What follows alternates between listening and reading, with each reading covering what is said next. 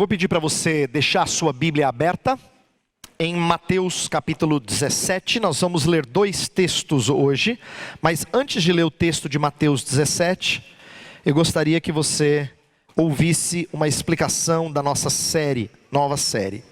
Mateus 17, nós vamos ler dos versos 1 a 8.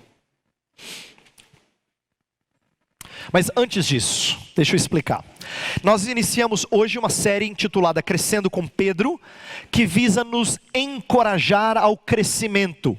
Se você está aqui na igreja, se você já é membro da igreja de Cristo, seja dessa ou de outra, você não pode parar de crescer. Lembra, quando nós temos pequeninos, nós queremos vê-los crescer. É verdade que às vezes a gente tem vontade de congelar, mas é um desejo impuro. A gente quer congelar porque a gente tem certas fases assim que a gente curte eles pequenos. Mas a gente sabe que se a gente chegar para o médico e ele não tiver crescido, ele vai dizer, não está bem. Seu filho não está bem, porque ele não tem crescido. Não está ganhando peso, não está se tornando, não está tendo a estatura própria da idade dele. Então, isso é verdadeiro também da nossa vida. Eu quero que você lembre durante as mensagens que eu e o pastor Jailson vamos fazer nos próximos domingos, que o foco principal vai ser o crescimento. Pedro termina a sua segunda carta com o seguinte verso, está lá, 2 Pedro 3,18. Antes crescei na graça e no conhecimento de nosso Senhor e Salvador Jesus Cristo. Esse vai ser o verso tema, vamos dizer assim, da nossa série, tá? Nós vamos ser encorajados a crescer em diferentes áreas da vida, como Pedro cresceu. Então deixa eu explicar um pouquinho mais do que eu quero dizer. Qual é a proposta dessa série? Nós vamos fazer 4 mensagens, em que a gente vai expor trechos das 2 cartas de Pedro, que façam conexão com passagens dos evangelhos, onde o próprio Pedro é mostrado como imaturo e carente de crescimento. O que eu quero fazer aqui? Eu e o pastor Jailson vamos ler um trecho de ou 1ª ou 2ª Pedro, e depois vamos ler um trecho dos evangelhos, em que Pedro aparece como o personagem dos discípulos mais destacado.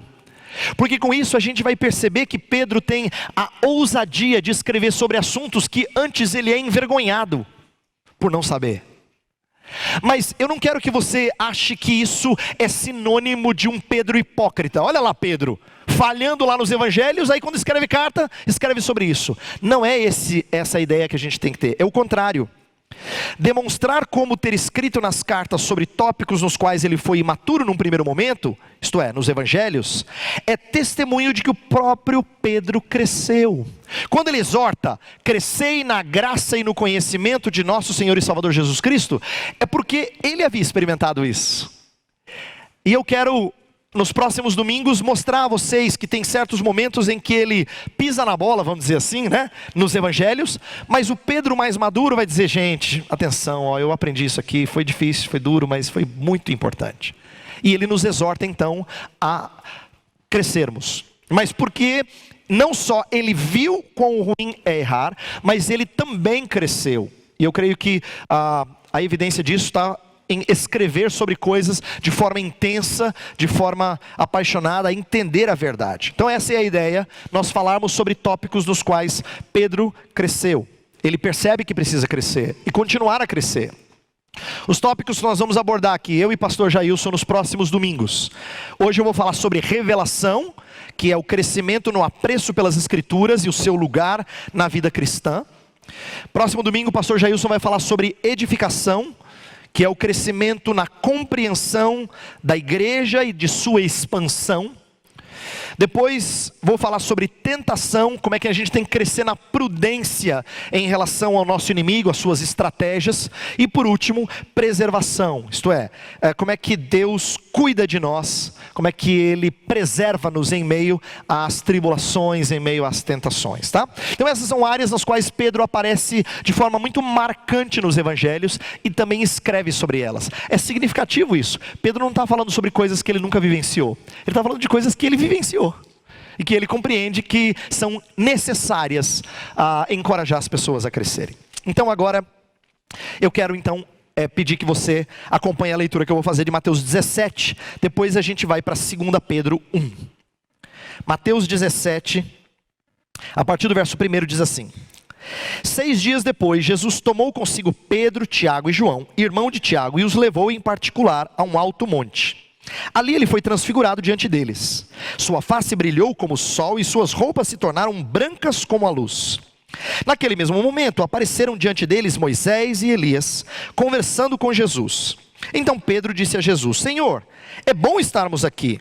Se quiseres, farei 3 tendas, uma para ti, uma para Moisés e outra para Elias. Enquanto ele ainda estava falando, uma nuvem resplandecente os envolveu, e dela saiu uma voz que dizia: Este é o meu filho amado, de quem me agrado, ouçam-no. Ouvindo isso, os discípulos prostraram-se com o rosto em terra e ficaram aterrorizados. Mas Jesus se aproximou, tocou neles e disse: Levantem-se, não tenham medo. E erguendo eles os olhos, não viram mais ninguém a não ser Jesus. Agora, vá por favor para 2 Pedro, esse texto que está aí no slide, 2 Pedro, capítulo 1, a partir do versículo 16. Nós vamos ler do 16 até o 21. 2 Pedro 1, de 16 a 21. Diz assim: De fato, não seguimos fábulas engenhosamente inventadas quando falamos a vocês a respeito do poder e da vinda de nosso Senhor Jesus Cristo. Ao contrário, nós fomos testemunhas oculares da sua majestade. Ele recebeu honra e glória da parte de Deus Pai, quando da suprema glória lhe foi dirigida a voz que disse: Este é o meu filho amado, de quem me agrado. Nós mesmos ouvimos essa voz vinda dos céus quando estávamos com ele no Monte Santo. Assim, temos ainda mais firme a palavra dos profetas, e vocês farão bem se a ela prestarem atenção, como a uma candeia que brilha em lugar escuro, até que o dia clareie e a estrela da alva nasça no coração de vocês. Antes de mais nada, saibam que nenhuma profecia da Escritura provém de interpretação pessoal, pois jamais a profecia teve origem na vontade humana, mas homens falaram da parte de Deus, impelidos pelo Espírito Santo. Bem, deixe-me explicar o que Pedro está tratando em 2 Pedro, para a gente ter então uma noção melhor do que esse trecho quer nos ensinar. Então ela é uma carta sobre o quê? O que Pedro está expondo? Quais são os seus enfoques principais? Bem, a primeira coisa que preocupa Pedro é que tem muitos falsos mestres. Pedro está escrevendo num tempo em que a igreja está espalhada. A sua primeira carta é dirigida a crentes que estão espalhados pela região da Ásia Menor, né, o que seria a atual Turquia, não é? E ao expor as verdades do Evangelho, na primeira carta, ele está falando mais de perigos externos que a igreja sofre, isto é, os descrentes que nos perseguem, aqueles que não amam a Cristo, que vivem atormentando a nossa vida. Mas na segunda carta, que é essa que nós lemos um trecho, ele já vai falar de problemas internos. No capítulo 2, no versículo 1, ele fala: no meio do povo surgirão falsos profetas, e haverá falsos mestres que se introduzirão. Então ele está falando de problema interno. E Pedro está preocupado com isso, porque, dentre outras coisas, eles trazem libertinagem, isto é, eles falam que você pode viver de qualquer jeito e de forma imoral. Eles trazem um ensino fictício.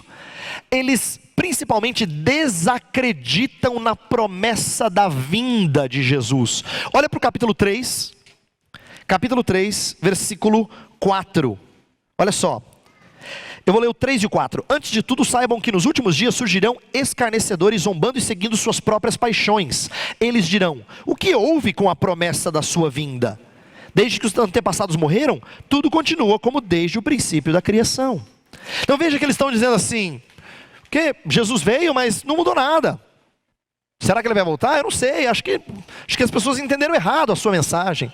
Então ele diz que esses falsos mestres se introduziriam, já tinham se introduzido, alguns no meio já estavam manifestando isso, e eles estavam questionando algumas coisas fundamentais, como por exemplo, a vinda de Jesus, e com isso estavam deturpando as escrituras. Lá no capítulo 3, versículo 16, eles falam assim, olha o que diz 3,16. Ele, Paulo, escreve da mesma forma em todas as suas cartas, falando nelas destes assuntos. Suas cartas contêm algumas coisas difíceis de entender, as quais os ignorantes e instáveis torcem, como também o fazem com as demais escrituras, para a própria destruição deles. Então, Pedro está preocupado com o falso ensino.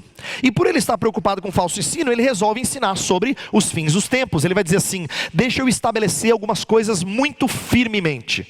Deixa eu falar de algumas coisas para que vocês não titubeiem. Então ele expõe sobre o fim dos tempos, e curiosamente ele usa uma história bíblica bem conhecida. Ele usa a história de Noé.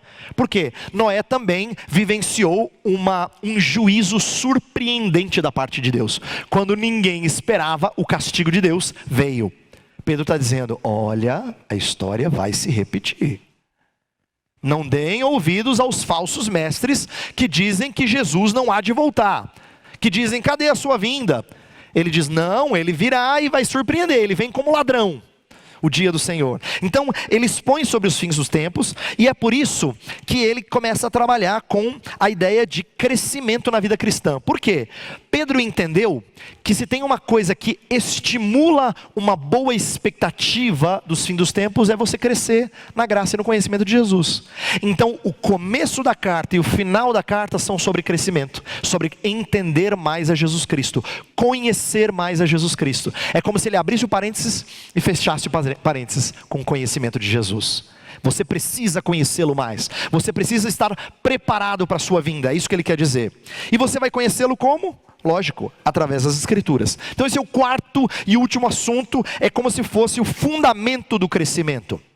E ele se refere no nosso texto tanto às escrituras do Antigo Testamento, como no verso que eu li, ele fala de Paulo, das cartas de Paulo, e ele iguala as cartas de Paulo com as demais escrituras, mostrando que Paulo também escreveu escritura sagrada. Então ele fala tanto do Antigo quanto do Novo Testamento como fundamentos desse crescimento. Então a gente vai trabalhar com a ideia das escrituras que fundamentam o nosso crescimento. Por que é importante entender isso? E eu quero então voltar para a história lá na transfiguração de Jesus, para mostrar algumas coisas que Pedro precisava aprender, que ele mostrou não saber, mas ele precisava aprender. Olha só, nós tivemos um pregador convidado 2 domingos atrás, o reverendo Felipe Fontes, e ele pregou nesse texto da transfiguração. E uma das lições que ele mais destacou na sua mensagem é que Pedro devia ouvir mais e falar menos. Eu quero relembrar essa lição que o pastor Felipe nos trouxe naquela ocasião, porque essa é uma característica muito marcante de Pedro. Eu coloquei esses textos aí no slide, para você acompanhar a leitura que eu vou fazer. Eu vou ler aqui na revista Almeida, a Almeida Revista e Atualizada, só para você acompanhar algumas das histórias que você já conhece, mas de como Pedro aparece sempre falando alguma coisa. Ele sempre tem que falar, e normalmente fala aquilo que não convém. Pedro não é alguém que é conhecido por ter freio na sua língua. A primeira história, Mateus capítulo 14, versículo 28, é quando Jesus anda por sobre o mar. Jesus anda por sobre o mar, imagina, a cena deve ser um negócio assim estupendo, todo mundo encantado, alguns com medo, deve ser um fantasma. Ele fala: não, sou eu. Quando ele fala sou eu, ele quer dizer eu sou, para se referir ao Deus que se revelou a Moisés lá atrás. Sou eu, isto é, eu sou aquele grandioso Deus que mostra controle sobre o mar. Jesus está revelando uma das coisas mais bonitas a seu respeito, e o Pedrão tem que dizer o quê? Verso 28, se é você, Senhor, me faz andar para ir ter contigo. Olha o versículo 28. Respondeu-lhe Pedro, disse: se és tu, Senhor, manda-me ir ter contigo por sobre as águas. E a gente sabe a história, ele sai e não muito tempo depois ele já começa a naufragar, porque ele começa a olhar para a força dos ventos, o mar que estava tumultuado. Então Pedro falou precipitadamente aí. No capítulo 16, versículo 22, tem um texto conhecidíssimo de Pedro. Pedro acabou de falar uma coisa boa. Não pensa que ele só falava bobagem não. Pedro falava muito, mas ele falava coisa boa também. Certa vez Jesus perguntou: quem vocês dizem que eu sou? E Pedro fala: tu és o Cristo, o Filho do Deus vivo. Jesus falou: amém.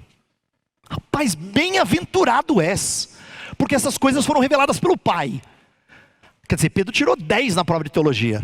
No próximo verso, Jesus começa a falar sobre a sua morte. Aí Pedro fala assim: Senhor, para com esse discurso aí, pessimista, de que o Senhor vai morrer. Aí Jesus fala assim: arreda Satanás. Capítulo 16, versículo 22, Pedro começa a repreender Jesus, olha lá. E Pedro, chamando-o à parte, começou a reprová-lo, dizendo: tem compaixão de ti, Senhor, isso de modo algum te acontecerá. E aí Jesus repreende a Pedro. Depois de ter feito uma declaração linda, você fala assim: Pedro podia ter ficado de boca fechada. Mas o quê? Falou. Indo para o capítulo 19. Capítulo 19, versículo 27, é a história que vem logo depois do jovem rico. O jovem rico chega para Jesus e a gente sabe que ele sai triste da conversa com Jesus, que ele tinha muitas riquezas, não quer abrir mão delas. E aí Jesus diz: olha, é mais fácil um camelo passar por um buraco de uma agulha do que um rico entrar no reino dos céus. Aí todo mundo falou: mas então isso é impossível.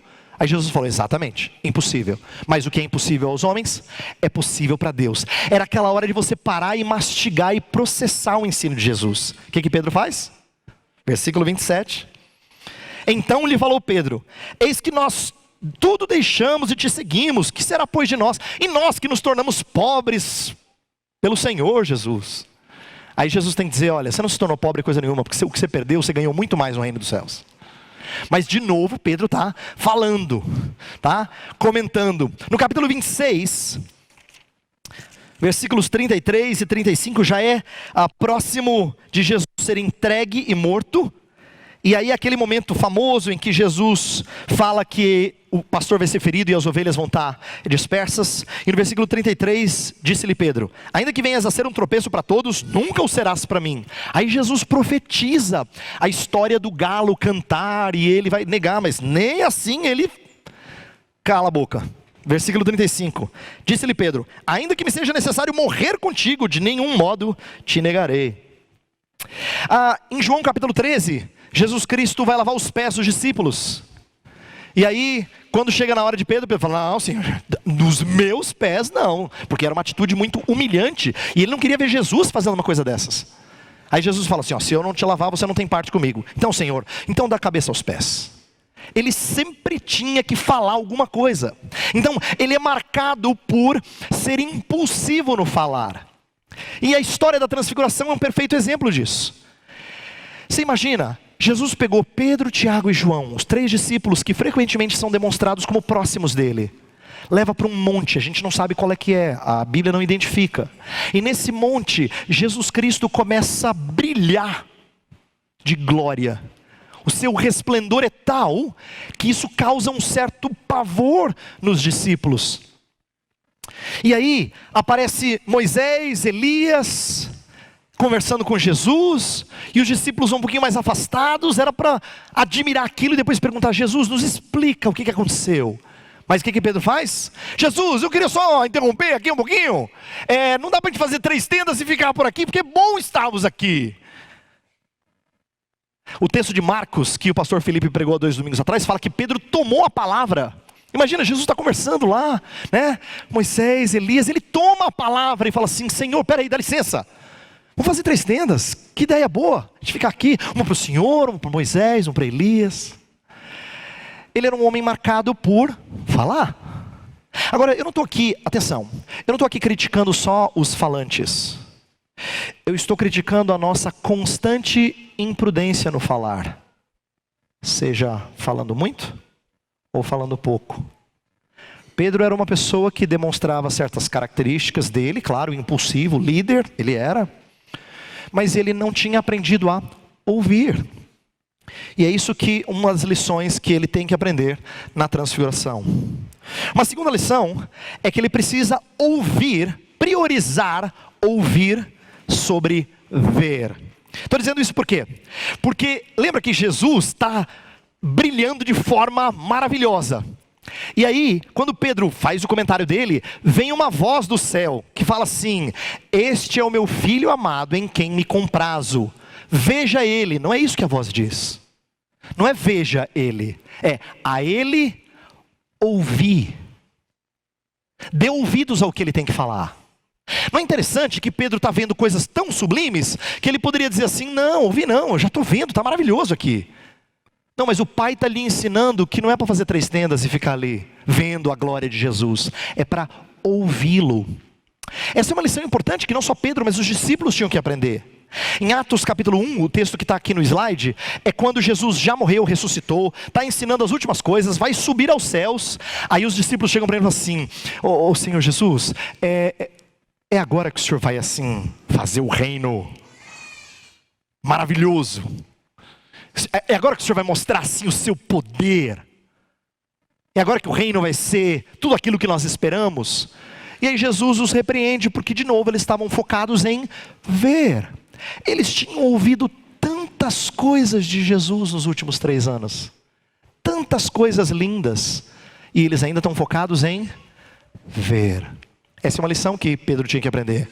Ele tinha que priorizar o ouvir sobre o ver. Não é interessante que aquilo que nós chamamos de revelação é chamada de palavra de Deus?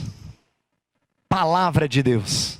É verdade que hoje nós temos a possibilidade de ter na nossa casa e ler, ter no nosso celular, no nosso tablet, carregar para tudo quanto é lugar e ler. Mas em tempos em que as pessoas não tinham a sua própria, a maneira de ouvir Deus, ou de receber informação de Deus, era ouvir.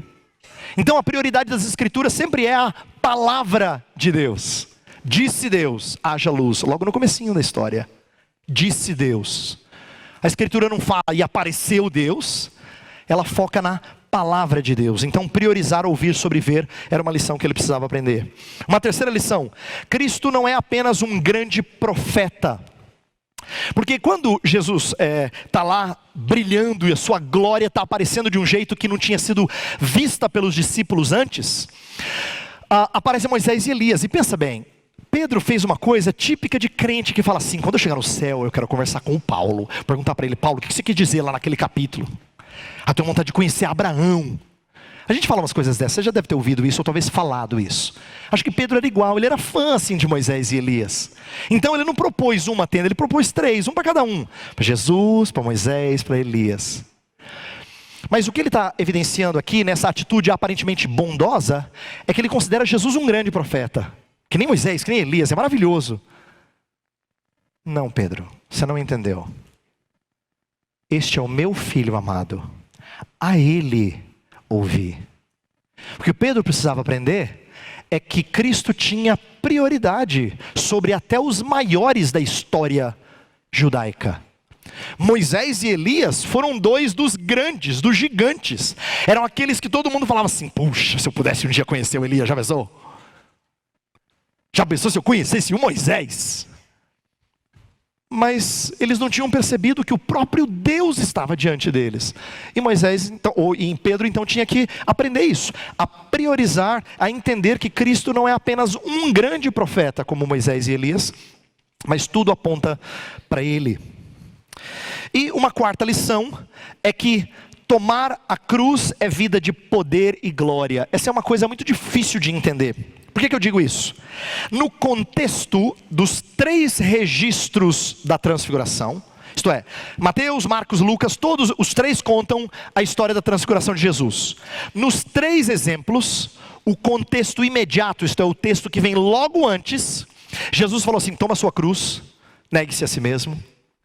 E eu quero dizer para vocês que alguns aqui não passarão até que vejam o reino. E em Marcos fala especificamente do reino manifestado em poder. Agora você imagina, Jesus acabou de dizer assim: você vai tomar a sua cruz. Eles sabiam o que cruz significava. Não é o que você está pensando. Não é carregar os meus problemas. Cruz é lugar de morte, não é de carregar problema, tá? Quando você pensa assim: nossa, minha cruz está pesada, você não está sabendo de nada. Você não entendeu lufas. Tomar a cruz é mais sério do que isso. Tomar a cruz significa morrer. Era para isso que você tomava a cruz. Então Jesus acabou de falar assim: tome a sua cruz, negue-se a si mesmo.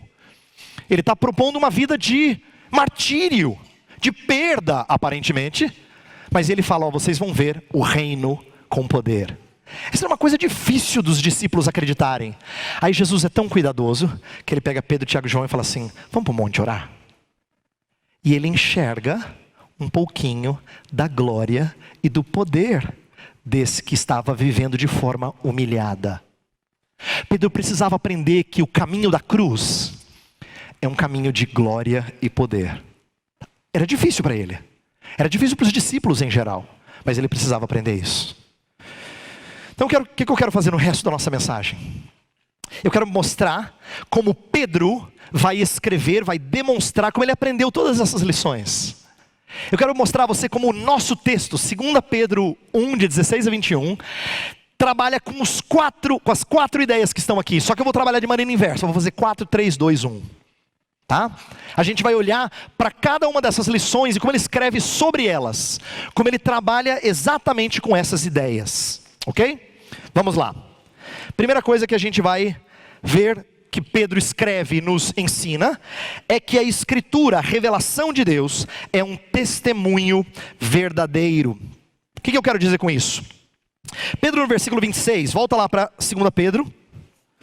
2 Pedro, capítulo 1, versículo 16.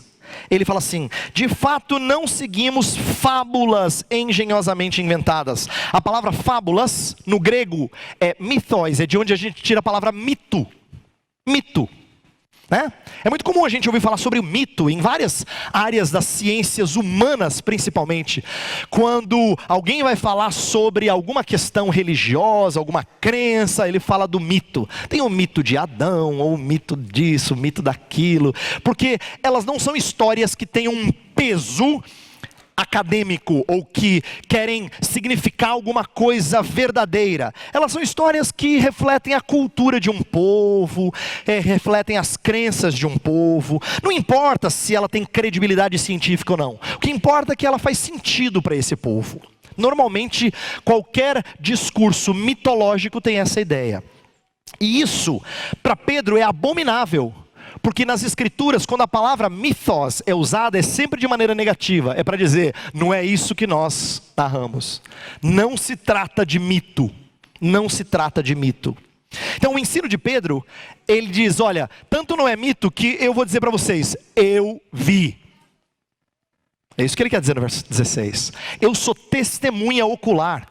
Eu não estou falando que eu experimentei um momento místico. Não foi, eu vi. Até falei bobagem. Mas eu vi. É isso que ele vai retratar. Eu vi essas coisas acontecerem. O que eu falo sobre Jesus, eu testemunhei. E olha que no versículo 16, ele se refere à vinda e ao poder. Olha lá de novo. De fato não seguimos fábulas engenhosamente inventadas, quando falamos a vocês a respeito do poder e da vinda de nosso Senhor Jesus Cristo. Ao contrário, nós somos testemunhas oculares da sua majestade. Olha que interessante. Pedro está falando da sua vinda,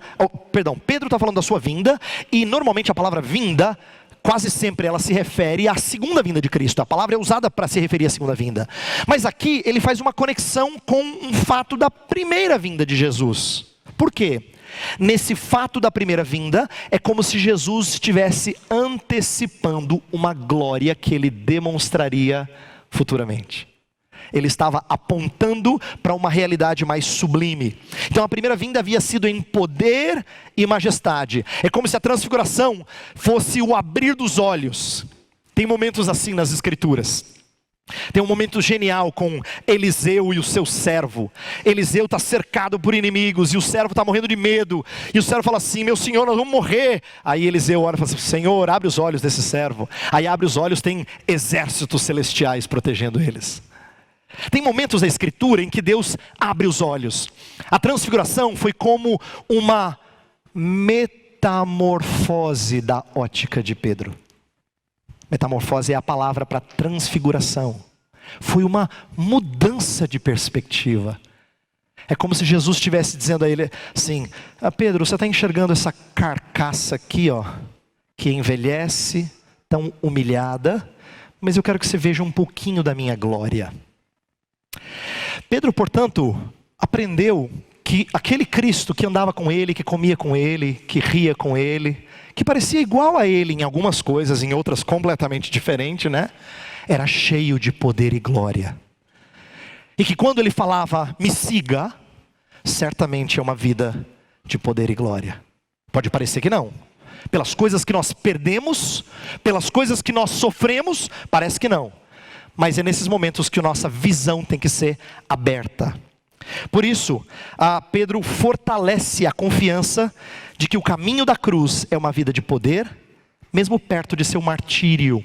Se você observar no capítulo 1, versículo 14, ele fala assim: porque sei que em breve deixarei este tabernáculo, como nosso Senhor Jesus Cristo já me revelou. Isto é, eu sei que eu estou prestes a morrer, mas ele já percebe que a vida dele é gloriosa. A tradição diz, a gente não sabe se isso é totalmente certo, mas existe a tradição de que Pedro também foi crucificado como Jesus Cristo, porque Jesus aponta para isso no Evangelho, e depois isso é narrado. Morreu em Roma na década de 60. E nesse período ele experimentou o resultado final do que Jesus Cristo tinha dito: se perseguiram a mim, certamente vão perseguir vocês. Se odiaram a mim, vão odiar vocês. Isso é tudo para a gente, assim, esse tipo de vida é aquilo que a gente normalmente traria numa reunião de oração para dizer assim, ó, vamos orar pelo Pedro, ele é um discípulo de Jesus, está sofrendo muito, que tristeza, né? Que vida difícil. Pedro está tentando mudar a sua ótica. Não, você não entendeu. Essa é a vida de poder e glória. Essa é a vida de poder e glória. O caminho da cruz é um caminho que redunda em poder e glória. É um caminho que evidencia o poder do Evangelho nas nossas vidas. E a glória de Cristo manifesta em nós. É isso que nós precisamos entender. Então é nesse sentido que só a Escritura é tão confiável. Eu coloquei entre parênteses inerrante, isto é, ela não falha, ela não erra quando ela recomenda esse estilo de vida, que me impele a uma vida de autoentrega. Imagina que você estivesse dizendo para o seu menino, não basta ele crescer um pouquinho e ter noção do perigo e falar assim, filho, pula que você não está vendo, mas tem alguma coisa ali embaixo que vai te segurar. Ele vai olhar para você assim, né? É só a palavra de Deus que nos dá subsídio suficiente para a gente entregar nossas vidas num espírito de sacrifício, sabendo que isso redunda em poder e glória. Só a Escritura pode nos dar esse tipo de confiança. Então o que eu quero dizer a você é o seguinte: Pedro vai mostrar que eu e você precisamos nos alimentar das Escrituras mais e mais, porque ela, na sua confiabilidade, nos impele a uma vida de entrega a Cristo Jesus. O testemunho é verdadeiro. Se ele diz que é cheio de poder e glória, pode confiar, é cheio de poder e glória. Segunda coisa que Pedro aponta, que tem a ver com o terceiro ponto que eu falei lá, é de que tudo aponta para Cristo. Olha só, o testemunho da transfiguração, versos 17 e 18, não segue de perto nenhum registro sinótico. Olha lá o versículo 17 e 18, na sua Bíblia. Ele recebeu honra e glória da parte de Deus Pai, quando da suprema glória lhe foi dirigida a voz que disse: este é o meu Filho amado, de quem me agrado. Nós mesmos ouvimos essa voz vinda dos céus, quando estávamos com ele no Monte Santo. Sabe o que é curioso? Mateus, Marcos, Lucas contam a história com detalhes diferentes, mas os três falam assim: este é o meu Filho amado. Mateus fala: em quem me comprazo. Marcos e Lucas não. Mas os três falam: a ele ouvi, porque esse é o foco da história. Curioso, quando Pedro reconta a história, ele não fala a frase a ele ouvir, que faria sentido. Ele diz, inclusive, eu aprendi lá no monte que eu tenho que dar ouvidos, mas ele não fala. E tem um detalhe aqui muito curioso, e é por isso que eu coloquei essa passagem na liturgia para a gente ler. Pedro está refletindo uma linguagem muito semelhante à de Isaías 42, versículo 1. Foi o primeiro verso que a gente leu hoje. Está na sua ordem de culto. E diz assim: eis o meu servo a quem sustento, o meu escolhido em quem tenho prazer. Porém nele o meu espírito, e ele trará justiça às nações. A linguagem de Pedro lembra muito a linguagem do original desse verso. É como se Pedro quisesse dizer assim, ó, eu estava lá assim, sabe o que aconteceu? E aí ao invés de contar o que aconteceu, ele cita uma palavra das Escrituras. O que Pedro está fazendo? Presta atenção. Ele está mostrando que o que ele vivenciou é exatamente o que Deus tinha dito em Isaías 42. Porque a Escritura inteira conta uma história só. Ela não é cheia de histórias. Você já ouviu a história de Abraão? Você fala sim. E a história de Noé? Ah, sim. E a história de Adão e Eva? Ah, claro. E a história... Não são várias histórias. É uma história só. Tudo aponta para Cristo. O que Pedro estava aprendendo é quando ele leu Isaías 42, ele fala assim, isso aqui é Jesus.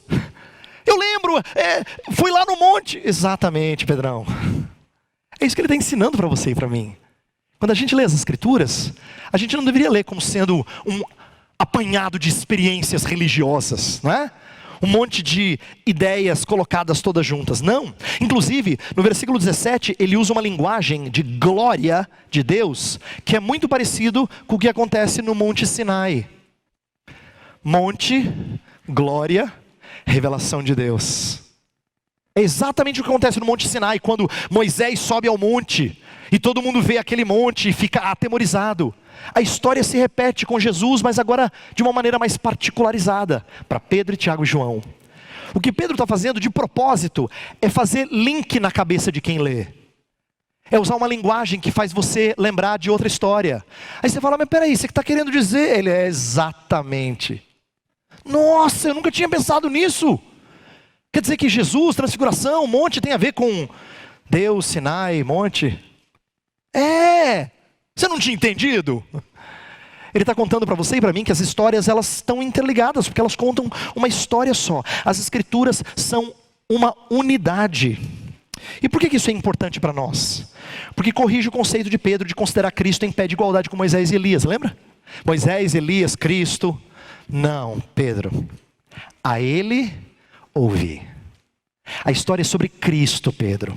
É sobre Cristo. Sabe Moisés e Elias? Falaram de Cristo. Apontaram para Cristo. Fizeram coisas que deviam levar você a conhecer a Cristo. A história é sobre Ele. Cristo deve ser ouvido porque a história toda gira em torno dEle.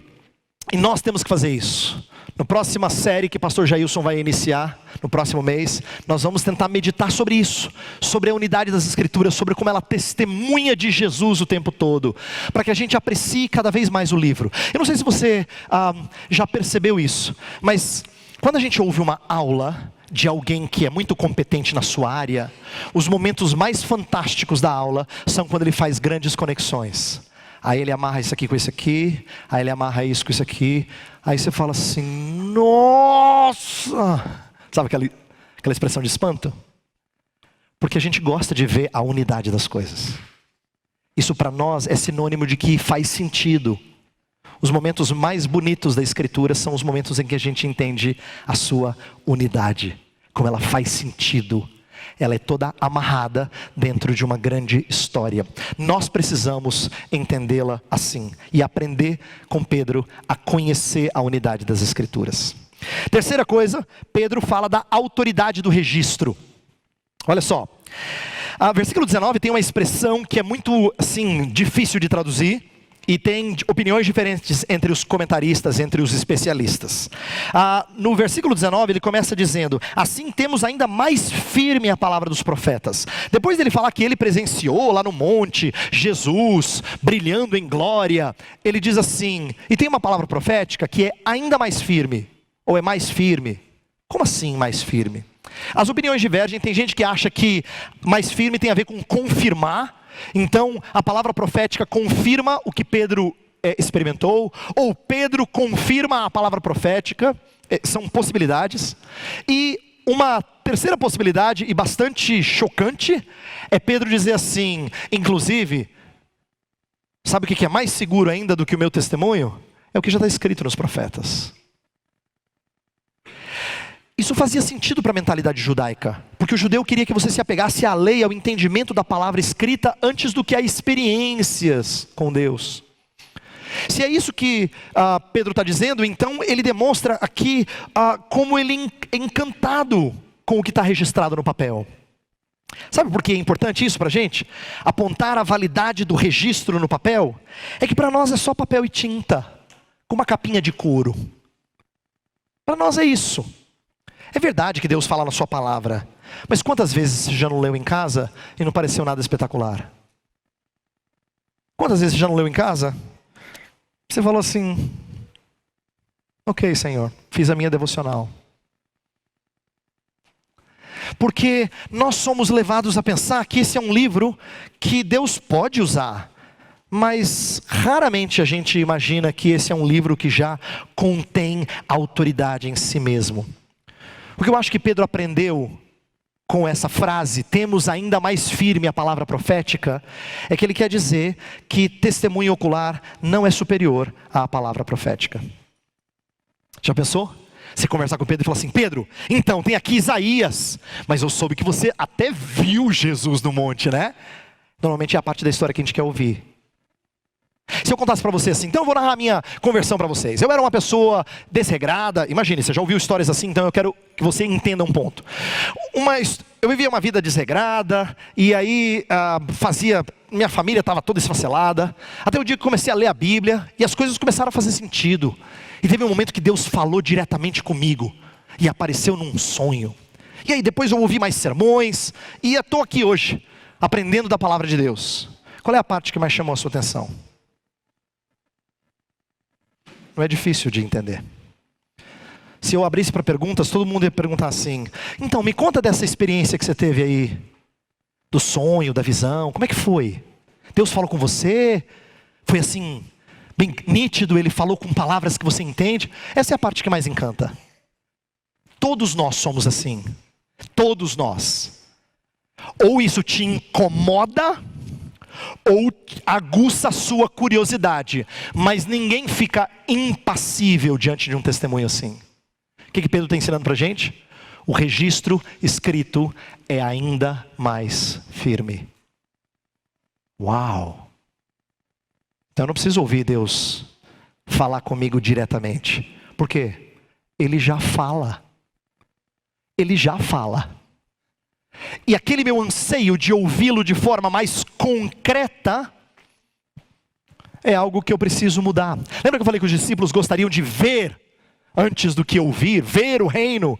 E Jesus passa a ensiná-los para que eles ouvissem. O Pai fala a ele ouvir.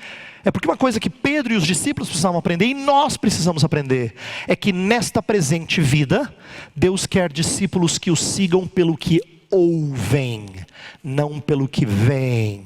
É por isso que Ele exige de você fé. Fé é a certeza de coisas que se esperam, convicção de fatos que se não veem. Se você vê, você não precisa de fé. A razão de você e eu sermos exortados a uma caminhada de fé é porque Deus não vai nos dar visibilidade de coisas. Já viu gente conversar dizendo assim: então, se Deus se mostrasse a mim, eu até creria nele. Não, você não creria, você não precisa crer se Ele se mostrar. E Ele não vai fazer, porque Ele quer que você creia mediante o ouvir da palavra. Como é importante a gente crer nisso. Crer que quando Deus ensina a todo o seu povo mediante a sua palavra, Ele fala de forma vívida. E se você é um crente genuíno, você lembra de momentos em que Deus parece que estava falando do seu lado, quando a palavra era pregada. Em que Deus estava ensinando exatamente o que você devia fazer, enquanto a palavra era pregada. Porque Deus ainda fala. Inclusive essa é a última lição. Pedro diz no final do seu texto, nos versículos 20 e 21, que foi que aquilo que os homens registraram nas escrituras não foi ideia da cabeça deles. Olha o versículo 20 e 21. Fala assim: antes de mais nada, saibam que nenhuma profecia da escritura provém de interpretação pessoal, pois jamais a profecia teve origem na vontade humana, mas homens falaram da parte de Deus, impelidos pelo Espírito Santo. A ideia de falar da parte de Deus, ser impelido pelo Espírito, implica em inspiração das Escrituras. Essa é uma palavra que é usada em outro texto. 2 Timóteo fala: toda Escritura é inspirada por Deus. A palavra inspirada significa que tem o sopro de Deus. Mas a ideia de sopro talvez seja mais fácil entendida se eu usasse um sinônimo: hálito. Não tem a ver com hálito ruim, bom, não, por favor, não pense nisso. É a ideia assim, quando você fala, você não sente o ventinho sair da sua boca do jeito que as crianças falam, não é? Quando você lê as escrituras, é como se você sentisse o próprio hálito de Deus, porque foi Deus quem falou.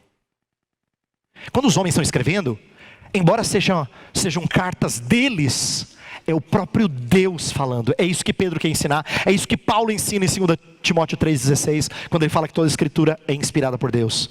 Então a ideia de que você consegue de fato ouvir a Deus e o próprio hálito de Deus na pregação da palavra. Portanto, devo dar mais ouvido ao que Deus fala em sua palavra antes de falar. Eu e você que somos prontos a falar, muitas vezes falamos coisas da nossa própria cabeça. E aí a gente tem que ser lembrado daquilo que Tiago ensina no seu primeiro capítulo, que a gente deve ser tardio para falar e pronto para ouvir. Uma das coisas mais repetidas nos primeiros capítulos de Provérbios é: filho meu, ouça as palavras do seu pai. Filho meu, Dê ouvidos à palavra da sua mãe. Essa ideia de ensino, de você ouvir, que a criança tem que aprender desde pequena, continua valendo para nós. Sabe o que é crescer na graça e no conhecimento de Jesus? É aprender a ouvir, para que a gente saiba falar com propriedade. Lembra, Pedro precisou ser corrigido no seu ímpeto por falar de maneira indevida, em momentos impróprios. Ele precisou aprender a dar mais ouvidos. E é isso que ele está encorajando eu e você a fazermos. Para que quando a gente fale, as pessoas digam assim: puxa vida, como é sábia a sua palavra. É porque ela reflete a palavra de Deus. Eu termino mostrando o que Pedro quer com isso tudo. Por que ele está falando tanto da Bíblia? Por que as escrituras são dos tópicos? É porque ele quer que a gente tenha apreço por ela. No versículo 19 ele fala assim: assim temos ainda mais firme a palavra dos profetas, e vocês farão bem se a ela prestarem atenção, como a uma candeia que brilha em lugar escuro, até que o dia clareie e a estrela da alva nasça no coração de vocês. Olha só, eu li o Salmo 119 com vocês, e eu li um trecho desse poema de amor sobre a Bíblia, que expressava onde nós devemos chegar. Se você tiver o cuidado de ler os 176 versos do Salmo 119 hoje à tarde, para meditação, vai ter momentos que você vai se sentir envergonhado. Você fala assim: gente, eu não acho isso tudo da Bíblia. Senhor, será que eu sou crente? Tem hora que eu não sinto isso aí que o cara está falando. Ele fala: quanto eu amo a tua lei, eu medito nela o dia inteiro. Senhor, para mim ela é doce como mel. E eu e você estamos assim: Deus, e eu? Por que eu não sinto assim? Então eu quero que você aprenda uma coisa. Esse salmo é onde a gente quer chegar. Às vezes Deus dá momentos preciosos em que a gente se deleita nesse livro. E tem momentos que a gente não sente tanto deleite. Pois eu quero encorajar você a estudá-lo, para que você chegue no ponto em que você consiga fazer um poema assim. Em que você fale do seu deleite, da sua alegria, da sua satisfação na palavra de Deus e desejo por esse livro. Eu termino dizendo o seguinte: todavia, o amor pelo livro não é um fim em si mesmo. Deus não quer que você só ame o livro. O propósito de crescer nas escrituras é ter a luz brilhando em nosso coração à medida que o dia se aproxima. Paulo fala em Gálatas: para que Cristo seja formado em vós. É uma linguagem semelhante. Aqui é para que o dia brilhe, a luz brilhe em vocês à medida que o dia se aproxima. A ideia é que a escritura deve despertar afeição, adoração e obediência a Cristo à medida que a sua vinda está se aproximando. Então a razão de nós falarmos das escrituras, de crescer na graça e no conhecimento das escrituras, é porque nós queremos amar mais a Cristo. E não dá para amar mais a Cristo sem conhecê-lo. Não dá. Você pode falar: não, Deus é importante para mim. Ah não, Jesus Cristo é tudo. Quanto menos você conhece dele, menos condições você tem de dizer por que você o ama. Seu amor é frágil, muito frágil. Porque o conhecimento que você tem é superficial. Quanto mais você o conhece, mais você pode dizer: e eu me encanto mais e mais a cada dia. Essa é a minha oração. Que você e eu nos encantemos mais a cada dia. Nós vamos orar. Pai, estamos diante da tua palavra mais uma vez, só que agora falando da própria palavra. Porque nós queremos ouvi-la com anseio, com desejo, com prazer, com deleite. Às vezes nossa leitura, ou nossa falta de leitura dela, expressa a nossa apatia. E nós queremos pedir perdão pelas vezes em que a gente não acreditou na preciosidade de ler esse livro, de meditar nele. Muitas vezes nós não acreditamos. Nós não cremos que o próprio hálito do Senhor está lá, porque o Senhor fala por ele. E quando nós não acreditamos nisso, Senhor, nós paramos no tempo. Nós não crescemos. Perdoa-nos. Perdoa as vezes em que nós não nos deleitamos nesse livro. E ensina-nos a gastar tempo com ele. A gastar tempo estudando na igreja, na escola dominical, nos grupos de semana. A meditar nele em casa. A pensar sobre as coisas que ele nos ensina. Para que ele seja o nosso deleite todo dia. Porque nós sabemos que é só através do conhecimento dele que nós podemos te amar mais. E esse é o alvo final, Senhor. Amar-te mais. confiar mais no Senhor, obedecer mais fielmente ao Senhor. Isso só será possível mediante o conhecimento do livro. Então, ajuda-nos, nós te pedimos, em nome de Cristo. Amém.